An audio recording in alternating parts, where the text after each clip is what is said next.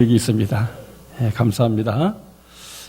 이제 오늘도 좀 미세먼지가 거쳐가지고 많은 분들이 또 이렇게 봄 기운을 맛보려고 또 이렇게 산과들로 가신 분이 많은데 오늘 우리는 하나님의 산, 거룩한 산에 오르게 된 줄로 믿습니다.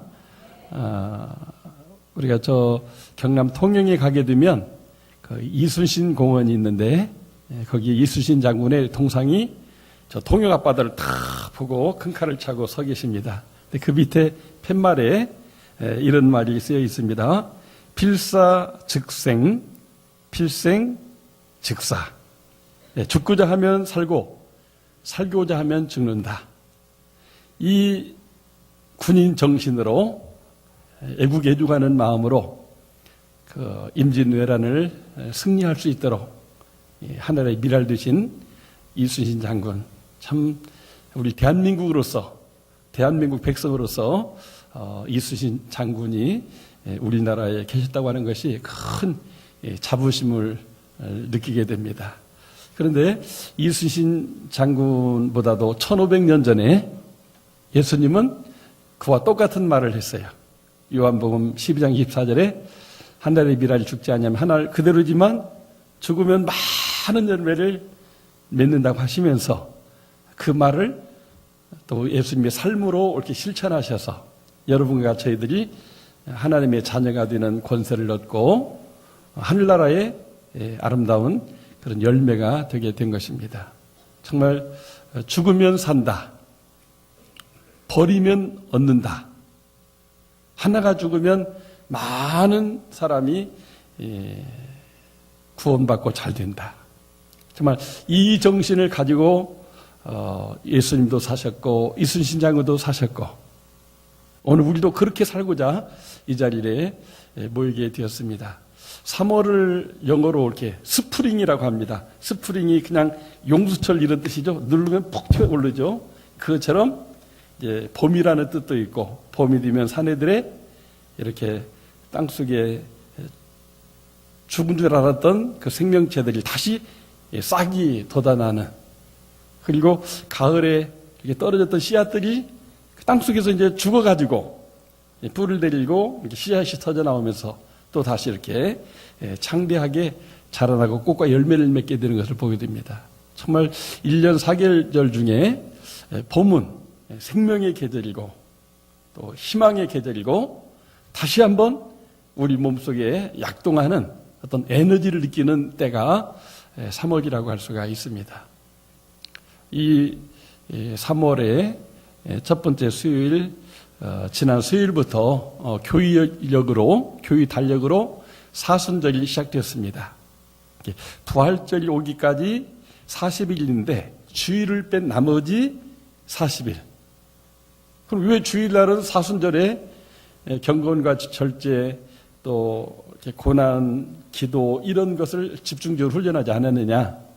주일은 오늘은 여호와의 성일이니 여호와를 기뻐하는 것이 너희 힘이니라. 주일은 예수님의 부활을 기념하는 날이기 때문에 우리가 기쁘고 즐겁게 살되 사순절 기간 나머지 40일 동안은 경건하게 거룩하게 기도하면서 또 금식하면서 또 우리 주님이 하신 하늘의 미랄을 묵상하면서 이렇게 필사즉생, 필생직사를 우리가 생각하면서 살아가게 된다면 정말 우리가 영적으로도 성숙할 뿐만 아니라 이렇게 지혜롭고 또 복된 삶을 살아가게 될 것입니다. 이제 우리 교회도 이런 영적 부흥의 씨앗이 이번 부흥일을 통해서 이렇게 우리에게 심어졌어요. 그래서 우리 교회 주신 이 표대로 영적 부흥으로 민족의 동반자가 되는 건강하고 행복하며 선교하는 가 되는 그 표를 이루려고 우리 안에 떨어진 이 복음의 씨앗, 부흥의 씨앗이 이 사순절과 함께 계속 기도로 연결되게 된다면, 특히 이제 그 시간이 어느인지는 모르지만 그 1만 시간의 기도 시간이 채워지게 된다면 개인적으로나 교회적으로 민족적으로 하나님의 역사는 그 능력이 나타나면서 영적 부흥도 이루어지고 또 우리들에게 모두에게 우리 주님이 약속하신 그런 그 생명과 풍성한 삶의 역사가 있게 될 것입니다. 그런 의미에서 우리 모두 1만 시간 기도 대운동에 함께 참여했으면 좋겠어요. 여러분 전우자으로 한번 인사하십니다. 1만 시간 기도 대운동에 참여합시다. 같이 한번 기도하십니다. 교회에서 새벽이나 저녁에도 계속 기도가 열리겠습니다. 기도회가 개인적으로 또 직장이나 가정에서 시간을 정해놓고 막연하게 하지 말고 시간과 장소를 정해놓고 그렇게 우리가 기도한다면 하나님이 우리에게 영적 부흥을 허락해 줄 줄로 믿습니다. 오늘 읽은 이 51절 말씀은 이 누가복음에 있어서 키워드라고 할 수가 있어요. 예수께서 승천하실 기약이 차감해 예루살렘 올라가기를 굳게 결심하시고, 근데 왜 이게 누가복음 전체의 한가운데 있는 예수님의 생애의 전반기와 후반기를 나누는 말씀이 되느냐? 여기 승천하실 기약이 차감해 예루살렘으로 올라가기로 굳게 결심했다고 하는 거. 승천하실 기약. 이게 승천하실 기약이 뭘까요? 승천하시기 위해서는 예수님이 십자가에 죽으시고 부활을 해야 되는데, 십자가에 죽으시고 부활하는 일을 위해서 예수님이 예루살렘으로 올라가야 된다고 하는 것이죠. 그것이 구약 성경에 예언된 그 메시아에 대한 예언이에요. 우리 주님 그것을 너무나 분명히 깨닫고 있었기 때문에 이 마음이 흔들리지 않도록 굳게 결심하시고 결단하시고 이렇게 예루살렘을 향하여 이제 출발하시는 모습을 이렇게 보게 됩니다. 이 시간은 굉장히 긴박한 거예요. 그동안은 좀 느슨하게 주님께서 세상 구원 사업을 하셨다면 지금 이제는 시간이 막 급박하니까 이 짧은 시간에 마무리 어떤 그 인류 구원 사업을 완성해야 되니까 막 긴박한 거예요. 그러다 보니까 이제 제자들에게도 주변 사람들에게도 계속 어떤 그 전하는 말씀이나 기적이 결단을 촉구하는 겁니다. 왜냐하면 우리 주님과 함께하는 그 이 짧은 기간을 통해서 결국 인류 구원이 완성되느냐 못하느냐, 하나님의 뜻이 이루어지느냐 못 이루어지느냐, 정말 이스라엘 민족이 재건되느냐 역사 가운데 사라져버리는 나라가 되느냐, 너무나 중요한 문제이기 때문에 우리 주님은 이 40일간 사순절로 요약되어지는 이 비유적인 이 기간을 아주 의미 있게 또 집중적으로 결단해서 그 시간들을 보내게 됐다는 것을 보게 됩니다. 우리 주님은 이제 이 예루살렘으로 올라가기로 굳게 결심하는 그때를 기준으로 해서 이 앞에 보게 되면 그 28절에 이제 제자들에게 세상 사람이 나를 누구라 하느냐, 뭐 세례 요한, 엘리야, 뭐 예레미야나 또 어떤 선지자 중에 하나입니다 이렇게 얘기할 때 너희는 나를 누구라 하느냐 이렇게 물었어요. 근데 그 질문을 하는 장소가 어디냐면 마태복음에 보면 가이사라 빌립보라고 했는데, 가이사는 로마의 황제가 직할 도시로 다스리는 로마의 그 이스라엘을 식민 통치하는 군대가 주둔하는 거예요. 그들 날마다 거기서 창검술을 하고 말을 타고 활을 쏘고 그 살벌한 분위기가 있는 그 로마 군대 옆에 가가지고 묻는 거예요. 너희는 나를 누구라 하느냐? 예수님을 주님이라고 고백하게 되면 지금 저 사람들의 칼을 맞아서 죽어야 되는 거예요. 당장 그렇진 않다고 할지라도 언젠가는 저 군대와 싸워야 되고 죽어야 되는 그런 운명에 놓이는 것입니다. 그러니까 제자들이 선뜻 말을 못했어요. 너희는 나를 누구라 하느냐? 그때 앞뒤 안 가리는 베드로가 주는 하나님의 그리스도입니다. 오늘 이렇게 말씀했어요. 마태복음에 비교하면 짧죠? 하나님의 그리스도이십니다. 하나님이 세상을 구원하려고 보낸 구원자 메시아입니다. 그 말을 하나님의 그리스도입니다 이렇게 표현한 거죠. 예수님은 막 너무나 기뻤어요. 아, 드디어 때가 왔구나. 이것을 아는 사람이 세상에 아무도 없는데, 막연하게 알았는데 3년 동안 베드로를 가르치고 훈련했더니 예수님이 하나님의 그리스도라고 하는 것을 알게 되었구나. 그 뒤로 이 제자들 중에 리더인 베드로, 야고보와 요한을 데리고 산 위에 올라가서 이렇게 기도하게 됐어요. 근데 예수님은 간절히 기도하는데 제자들은 피곤해가지고 또 졸고 비몽사몽간인 거예요. 근데 갑자기 하나님의 임재, 하나님이 구약 성경에도 보면 사람들에게 나타날 때 이렇게 구름 가운데 나타나셔요. 갑자기 구름이 막 몰려오더니 하얀 구름이 그 온 산을 막 이렇게 덮게 될 때 예수님의 모습이 천국에 계신 하나님의 아들 예수님의 모습으로 변형이 되게 된 겁니다. 이거를 졸다가 베드로가 이렇게 눈을 떴는데 너무 신묘막측한 그런 분위기를 띄고 있는 거예요. 이야, 좋다. 세상은 저렇게 그냥 미세먼지가 가득 차 있는데 여기가 천국이구나. 그리고 거기 보니까 그토록 존경하는 민족의 지도자들이었던 모세와 엘리야가 예수님과 이렇게 대화를 나누고 있으니까 야, 예수님도 모세와 엘리야도 안 떠나고 여기 계속 있도록 초막셋을 짓고 여기 우리 같이 있으면 좋겠다. 베드로, 야고보, 요한이 셋이니까 한 사람은 예수님의 비서되고 한 사람은 모세의 비서되고 엘리야 비서돼가지고 여기 있으면 여기가 하나님 나라가 되고 하나님의 왕국이 되는 것이 아니겠느냐. 그래서 초막셋을 짓고 싶은 마음이 있었어요. 우리 주님께서는 그 사건을 통해서 하늘로부터 들려오는 음성을 예수님도 듣고 제자들도 들었어요. 이는 내 사랑하는 아들이니 저의 말을 들어라. 예수님이 예루살렘 올라가기로 굳게 결심하면 딴소리 하지 말고 따라가라는 말입니다. 그래야 인류 구원이 완성되니까. 이 베드로의 신앙 고백과 변화산의 이 변화 사건이 귀로 듣는 성취하실 기약, 또 눈으로 보는 성취하실 때가 됐다는 것을 이렇게 확인하는 그런 시간이었다고 할 수가 있어요. 예수님은 초막셋을 짓고 거기 있지 아니하고 다시 산하라로 내려와서 이렇게 귀신 들려서 죽어가는 아이 병을 고치고 기도 이외에는 이런 주가 나갈 수 없다. 할 수 있거든요. 무슨 말이야. 믿는 자에게 능치 못함이 없다. 이렇게 병을 고쳐주시고 귀신을 쫓아내시고 또 이렇게 사람들에게 말씀을 가르치는 그런 사역을 하시면서 이제는 승천하실 기약이 됐기 때문에 예루살렘으로 가야 되는데 어느 길로 갈 것이냐. 우리 주님은 아마 기도하신 것 같아요. 예수님은 그렇게 마음에 결심했어요.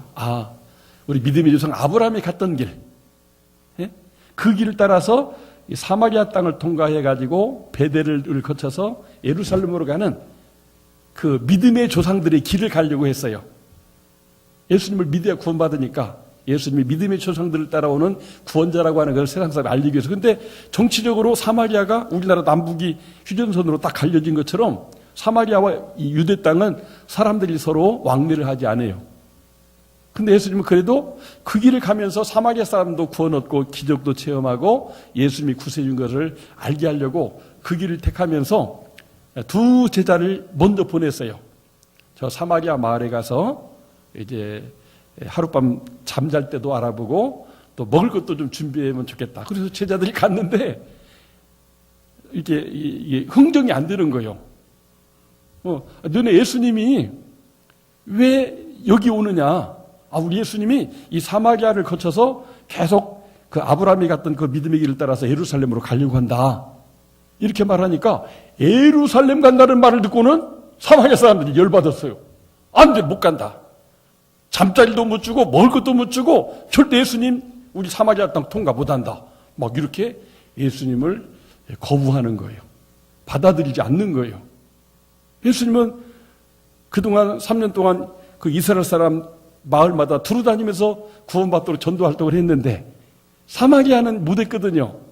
그러니까 예루살렘에 가서 인류 구원 사업을 완성하기 전에 이 사마리아 사람들도 복음 듣고 병도 치유받고 복음도 들어서 그들을 축복하려고 하는데 그들은 예루살렘으로 간다는 말을 듣더니 열받아가지고 예수님을 받아들이지 못하겠다고 거부하는 것입니다. 왜 그랬을까? 이렇게 생각해 보면 자기들의 거룩한 산은 그리심산이에요. 사마리아 사람들은 메시아가 그리심산에 온다고 생각하고 있었어요. 그런데 예수가 이스라엘 사람들 말 들으니까 메시아라고 하는데 사마리아 땅으로 온다고 하니까 좋아했거든요. 그럼 그리심산에 가서 사마리아 사람도 구원하고 세상을 구하는 사람이 되는 것이 되면 사마리아가 부각되고 자기들이 좋잖아요. 그런데 그리심산이 아니라 예루살렘 간다고 하니까 거기에 대해서 발끈하고 거부하게 된 것을 보게 됩니다. 참 사람들은 다 자기 중심이에요. 예루살렘 간다는 말을 듣더니 예수님을 배척하는 거예요. 그리심산에 간다고 했으면 대환영을 했을 텐데 내 입맛대로 예수님을 이렇게 받아들이기도 하고 거부하는 그런 모습을 보게 됩니다. 사마리아인은 기왕 인류의 구원자로 하나님의 그리스도로 오신 분이라면 그리심산에 오셔서 우리 사마리아인도 구원해 줬으면 좋겠는데, 아니 우리 주는 음식 먹고 우리가 주는 잠자서 잠은 자고 우리가 만든 길을 따라가면서 왜 우리를 소외시키고 왜 예루살렘에 가서 인류 구원 사업을 하느냐는 거죠. 그래서 자기들은 참석하지 못한다고 거부한 것이죠. 사마리아인들은 이렇게 그 당시 혼혈민족이라고 해가지고 우리나라 말로 잡종이다 그 말이죠. 자기들도 그것에 대한 열등감이 있고 또 유대 사람들이 보면 자기들을 막 이렇게 사람 취급도 안 하니까 그랬는데, 인류의 구원자로 오신 예수님이 왜 이 땅만 통과하고 우리가 성지로 여기는 그리삼선을 가지 않느냐, 이것이 결국 그들의 기분을 나쁘게 한 것이죠. 그리고 유대인들에 대한 그런 증오심이 있었기 때문에 예수님을 배척했다고 볼 수가 있는 것입니다. 이런 사마리아인의 모습을 본 예수님의 제자 중에 예수님의 친척이 있어요. 누구죠? 야고보와 요한. 오늘 여기 말씀에 나오잖아요. 야고보와 요한이 화가 났어요. 열받았어요. 아니, 이것들이 뭐라고? 예수님이 예루살렘 가신다고 좀 이렇게 사마리아 통과하는데 못하게 방해를 해? 이것들 봐라. 예수님, 우리 기도해가지고 하늘에서 불을 내려가지고 이것들 다 그냥 다 멸망시킵시다. 이렇게 화를 냈어요.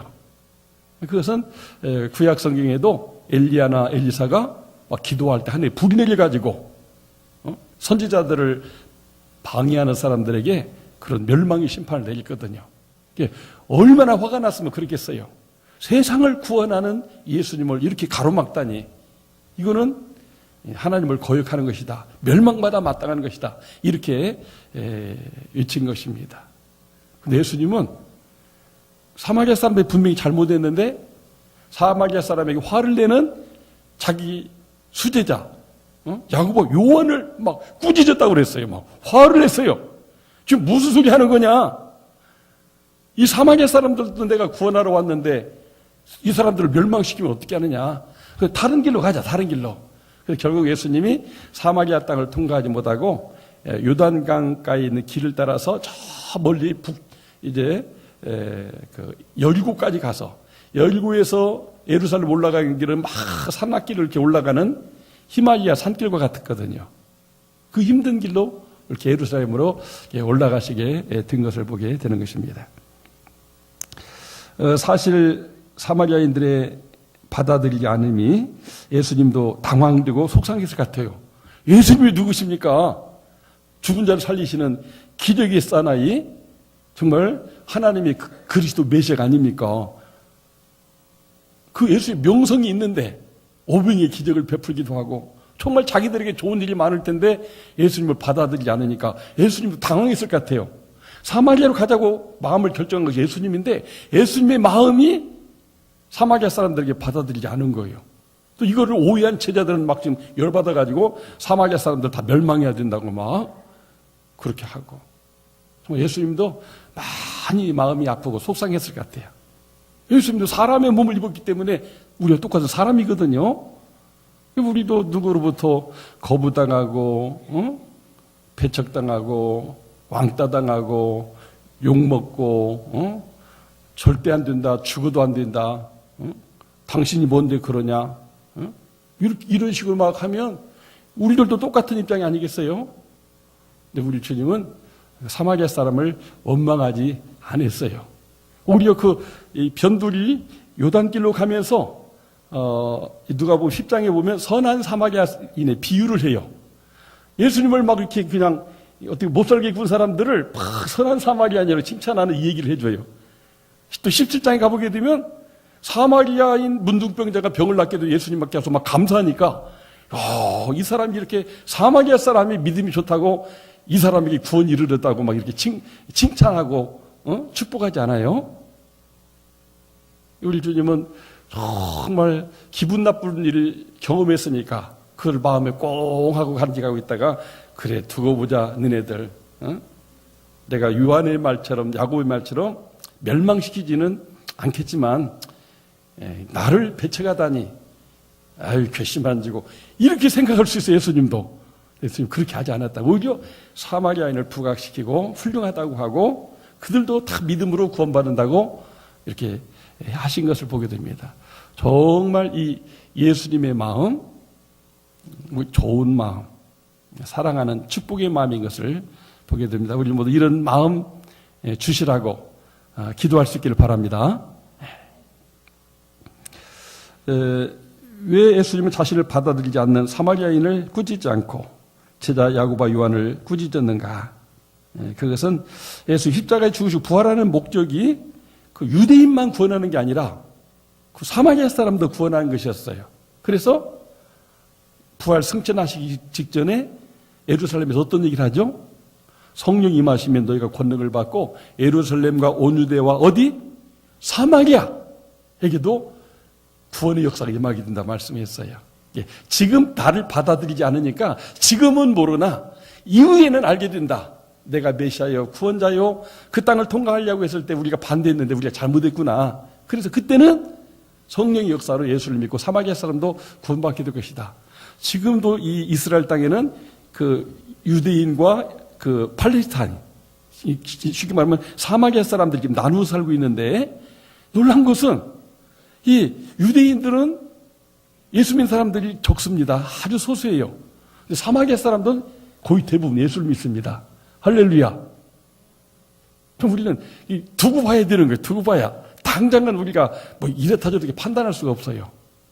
정말 우리 주님은 사마리아 사람도 구원받아야 되기 때문에 그 길을 가려고 했고 그런 예수님의 진심을 몰라주니까 화내지 않고 화내는 제자들을 설득해서 이렇게 분쟁이 없는 요단강 길로 해서 예루살렘에 올라가서 십자가에 못 박혀 죽으시고 그래서 예수님의 구원이 예루살렘과 유대와 사마리아와 오늘 여러분과 저에게도 임하여 구원받도록 하는 놀라운 섭리 역사를 이루신 줄로 믿습니다. 정말 우리는 그 예수님이 얼마나 참 훌륭한가 하는 것을 여기서 보게 되는 것입니다. 사람이 살면서 받아들여지지 않고 거부당하고 배척당할 때 가장 심한 모욕감을 느끼게 되고 또 야고보와 요한처럼 복수할 마음을 갖게 되는 것이 인간인데 우리 구 예수님은 그러한 사람들까지도 받아들이고 훌륭하다고 칭찬하시며 불치병도 고쳐주시며 그들도 구원받아야 된다고 부활 승천하시기 전에 사마리아의 구원을 선포해 주신 것을 보게 되는 것입니다. 정말 이것이 사랑이 아닙니까? 받아들이지 않는 사람을 받아들이는 그 마음. 예수님은 바로 그 길을 가셨어요. 이해하고 용서하고 또 때를 기다리고 그리고 마침내 십자가 부활을 통해서 그들이 구원받도록 자기 자신 온 생명을 아낌없이 다 주신 예수님의 모습을 봅니다. 그래서 우리가 예수님을 믿고 그 예수님이 좋아서 오늘도 우리가 몸과 마음, 시간과 물질을 그 예수님을 경배하는 거 아니겠습니까?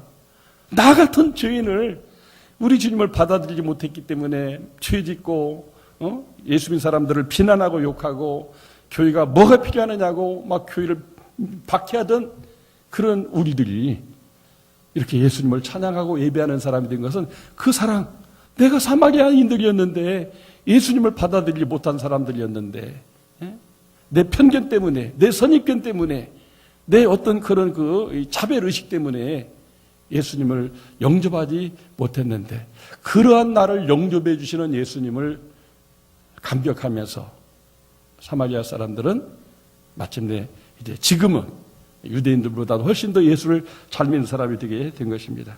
사랑하는 성도 여러분, 여러분 같으면 어떻게 하시렵니까? 받아들여지지 않고 배척 거부당할 때 야고보와 요한처럼 하겠습니까? 아니면 예수님처럼 하겠습니까? 나 예수님처럼 못해요. 이런 분이 지금 많을 거예요. 그렇죠? 네, 오늘 예수님이 가신 길이 그렇게 용서하고 사랑하고 화목하고 구원하는 길이기 때문에 예수님이 가신 길을 따라 우리 예수님처럼 그렇게 받아들여지지 않지만 큰 마음으로 그들을 품을 수 있는 이해와 사랑과 간용의 사람이 되기를 주의 이름으로 축원합니다. 예수님처럼 받아들이면 구원의 역사가 일어나요. 평화와 샬롬이 구현되게 되는 것입니다. 주님이 가신 길은 제자들은 많았으나 홀로 가는 참 외로운 길이었어요. 야고보 요한이 엉뚱한 얘기 하잖아요. 예루살렘에 지금 예수님이 제자들 데리고 가는데 혼자 가는 거예요. 왜? 야고보 요한이 막 제자들에게 막 싸움을 일으켰어요. 어머니 데려다가 누가 보면 예수님께 막 청탁을 하는 거예요. 야고보 요한의 어머니가 예수님 이목벌이거든요. 그러니까 이모님 모셔다가 어머니 모셔다가 예루살렘에 가면 주님이 이제 왕이 되실 텐데 이 큰아들을 오른쪽에 작은아들 왼쪽에 두세요. 막 이렇게 백을 쓰고 있는 것을 봅니다. 베드로도 나름 정말 주님을 위해서 죽도록 헌신하는 사람이고 신앙 고백도 제일 많은 사람인데 자기를 빼버리고 하니까 베드로뿐만 아니라 다른 자들이 막 화가 나죠. 야, 누가 그러면 도대체 예수님 왕이 되면 오른팔 왼팔이 되냐? 야고보와 요한이냐? 아니 저것들 웃기네. 막 자기들끼리 막 누가 크냐고 대파 싸움이 일어난 것을 보게 됩니다. 우리 주님이 가신 그 예루살렘에 가는 길은 참 외롭고 고단한 길이었어요. 김영기라는 분이 주님 가신 길이라는 그 노래를 지었는데 주님 가신 길, 십자가의 길, 골고다의 길, 외롭고 힘들었던 길, 그 길이었어요. 우리가 때로는 하나님을 위하여 믿음으로 하나님의 나라를 건설하기 위해서 헌신해서 갈 때 가장 가까운 사람도 내 마음을 이해하지 못하고 그래서 혼자서 고독하게 가야 되는 그런 길이 있어요. 주님이 가신 그 십자가의 길, 그 예루살렘에 가는 길 그랬어요. 정말 우리들의 삶 가운데 그 무거운 짐을 지고 홀로 이렇게 사는 분들이 많이 있어요. 장애를 둔 부모님들이라든지 정말 치매가 걸린 부모님을 모시고 사는 분이라든지 정말 한 지붕 아래 살아가는데 살아가지 못하고 항상 이렇게 미워하고 증오하며 살아간다든지 이런 저마다의 이런 삶의 문제 때문에 그거에 막 붙잡혀가지고 우리 주님 가시는 그 길에 같이 이렇게 동참하지 못하고 주님께 위로와 격려하지 못하고 동상이몽을 하면서 주님 가신 길을 이렇게 마지못해 따라가는 경우가 많이 있어요. 우리는 이 사순절 기간이 다시 한번 내가 결국은 예수를 믿는다고 하는 거 주님을 따라가는 길인데 제대로 따라가고 있는가를 한번 반성하는 시간이 사순절이라고 할 수 있어요. 내가 정말 예수님을 제대로 따라가고 있고 예수님의 마음을 이해하고 정말 주님이 이렇게 기뻐하시는 그런 삶을 살고 있는지 우리가 우리 자신 한번 돌아볼 수 있으면 좋겠어요. 주님이 가신 길을 주제로 노래를 지은 사명이라는 노래가 있어요. 가사를 한번 들어보세요. 주님이 홀로 가신 그 길 나도 따라가오. 모든 물과 피를 흘리신 그 길을 나도 가오. 험한 산도 나는 괜찮소. 바다끝이라도 나는 괜찮소. 죽어가는 저들을 위해 나를 버리기를 바라오. 아버지 나를 보내주오. 나는 달려가겠소. 목숨까지도 아끼지 않겠소. 나를 보내주오. 세상이 나를 미워해도 나는 사랑하겠소. 세상을 구원할 십자가 나도 따라가오. 생명을 버리면서까지 나를 사랑한 당신, 이 작은 나를 받아주오. 나도 사랑하오. 정말 주님 가신 길을 주님의 마음을 품고 같이 가겠다고 하는 고백이 이 사명이라는 노래가 아닙니까? 이런 분들이 계시기 때문에 복음이 여러분과 저에게 전해진 거예요.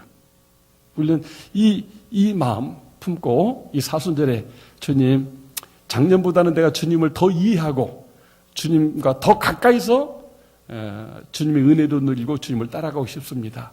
이것을 기도하는 것이 사순절이라고 할 수가 있겠습니다. 주님이 가신 길은 마치 벳세메스로 법궤를 끌고 가는 두 마리 암소처럼 사명을 위해 살다가 자기 자신이 끌고 온 그 수레에 불태워져서 하나님께 번제로 드려지는 것을 바랍니다. 이번 부흥회 때 우리가 번제, 소제, 화목제 제사를 받잖아요. 제사라고 하는 것은 나를 송두리째 결국 하나님께 드리는 거예요. 그게 주님이 지금 예루살렘에 가는 길이고 우리가 주님을 믿고 따르는 길이라고 할 수가 있어요. 궁극적으로는. 그것이 내가 주님을 위해서 번제로 드려질 때 나도 살고 부활 영생을, 그리고 예수님 때문에 내가 구원받은 것처럼 나 때문에 또 다른 사람이 나를 번제로 드리는 나의 모습을 보면서 하나님이 살아계신 걸 알고 예수를 체험하게 되면서 같이 구원받게 되는 역사가 있게 된다 하는 것입니다. 주님 가신 길을 따라가려면은 결심이 필요합니다. 오늘 예수님이 결심하셨잖아요. 나도 주님을 따라가야 되겠다. 주님을 따라가야 마침내 길이요 진리요 생명도 예수님 쪽에 장차 천국에도 갈 거 아니에요. 주님을 따라가야 되겠다. 결심을 해야 됩니다. 사마리안 같은 사람들이 내 앞길을 가로막고 오해하고 핍박하고 엉터리라고 우리를 이렇게 비난한다고 해도 이해하고 관용하면서 그들도 구원받게 해야 된다고 하는 사명감을 가지고 우리가 주님을 따라가야 되는 것입니다. 여기 뒤에 보게 되면 세 종류의 사람이 나와 있어요. 어디든지 따라가겠습니다. 우리 주님은 그 사람에게 여우도 굴이 있고 공중에 나는 새도 기들일 곳이 있는데 인자는 머리 들 곳이 없다.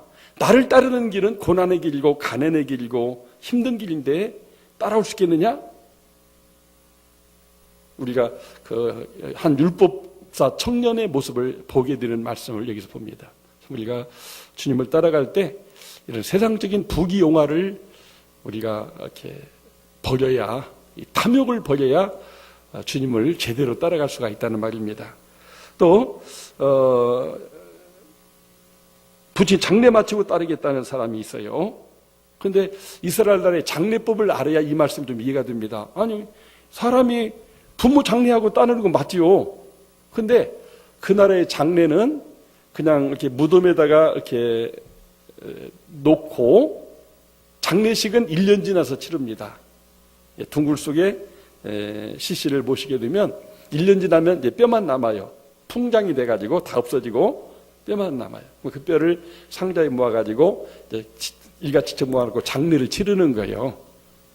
그렇게 하고 예수님을 따르면 시간이 1년이 지났는데 1년도 예수님 따르겠다고 하면 이미 예수님을 부활 승천해버렸는데 예수님이 어디가 계셔요? 예수님을 보고 따라야 되는데. 그래서 주님은 죽은 사람으로 죽은 사람을 장사하게 하고 나를 따르려면 지금 따르라. 지금 시간이 급박하다. 그렇게 말씀하신 것이고, 또 부모 형제에게 작별 인사하고 따르겠다고 하는 사람에게 우리 주님은 쟁기를 잡고 뒤를 돌아보지 않는 것처럼 한번 예수님 따르는 길이 내 구원의 길이고 축복의 길이고 하나님 영광 돌리는 길이고 인류를 구원한 길이라고 믿어진다면 즉시 결단하고 따라야지. 쟁기 잡고 자꾸 뒤를 돌아보면 엉뚱한 쪽으로 가게 된다는 거죠. 그래서 이 우선순위를 말씀했어요. 우리가 주님을 따라가려면 우선순위를 정해야 됩니다. 오늘도 예배 드릴 때 여러분이 우선순위가 있으니까 예배 나오셨어요.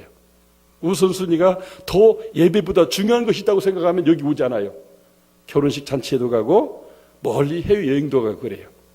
우선순위가 오늘 나는 예배를 기필코 드리고 하나님께 영광을 은혜를 받아야 되겠다. 이 우선순위가 있기 때문에 여기 나온 거예요. 아멘이시죠? 이 우선순위를 정해야 주님을 잘 따라갈 수가 있어요. 주님보다 나는 더 귀한 것이 없다. 구약성경에서 말하는 절대 믿음, 절대 순종, 절대 헌신이 신약성경으로 말하면 오직 예수인데 나는 오직 예수, 주 예수보다 더 귀한 것이 없다. 이 믿음 있는 사람이 예배를 드릴 수 있는 거예요. 우리가 주님을 따라감에 있어서 항상 우리 주님을 우선순위에 두면 우리 1만 시간 기도 대운동에 우리가 동참할 수가 있어요. 교회 못 오면 어쩔 수 없다. 새벽에 못 하니까 저녁에 또 시간을 내서 우리 교육자들이 이렇게 예배 시간을 가지고 기도를 매일 진행하게 되는데 새벽에도 못 나고 저녁에도 못 나오는 편이면 직장에서 점심 먹고 또 1시간 기도할 수 있잖아요. 말씀 보고 기도하고 찬양하고 우리가 교회에서 사용하는 매일 성경 책이 없으면 주보만 가지고 하면 그 본문이 다 나와 있잖아요.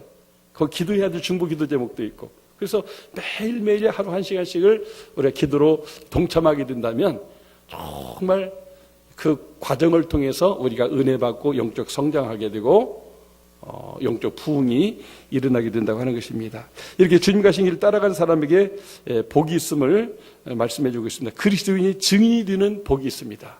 정말 여러분, 뭐 내가 사업을 성공하고 장수하고 이게 복인 것 같지만 실상 가장 중요한 복은 나를 구원하신 예수님을 세상에 드러내는 그 증인 되는 것이 최고의 복인 줄로 믿습니다. 우리가 주님이 부활 승천하시기 전에 땅끝까지 내 증인이 되기라고 했잖아요. 증인 되는 복을 받습니다. 그리고 주는 자가 받는 자보다 복이 있다고 하신 말씀대로 주는 복을 누리며 살게 되는 것입니다. 하나님이 줄 것 쓸 것을 주시고 누리게 하시며 넘쳐서 다른 사람에게 주면서 살아가고 산다는 거 얼마나 그게 복된 삶입니까? 주라 그리하면 너에게 줄 것이니. 주님이 나를 위해서 자신 생명과 하늘 영광을 다 주셨잖아요. 나는 이제 주님께 드려야 되겠다 하면 주님이 받으실 뿐만 아니라 더 풍성하게 누리도록 우리에게 더욱 주는 자의 삶을, 선교하는 삶을 살 수 있도록 역사하신다고 하는 것입니다. 사도 바울은 부름의 상인 멸관을 이야기했고, 우리가 주님이 곁에 계셔서 주님이 우리를 위로하시고 붙들어 주시고 계속 주님이 가진 길을 가도록 도움는 보혜사 성령님의 그 동행, 하나님의 임재를 체험하는 그런 복을 누리게 되는 것입니다. 사랑하는 성도 여러분, 지난 주간 수요일부터 사순절이 시작됐고, 이제 우리가 올해 표를 이루기 위해서 지금 1만 시간 기도 온도탑을 현관에 만들어 놓고, 우리가 한 주간 동안 기도한 것을 구역장님들에게 이렇게 연락을 해주세요.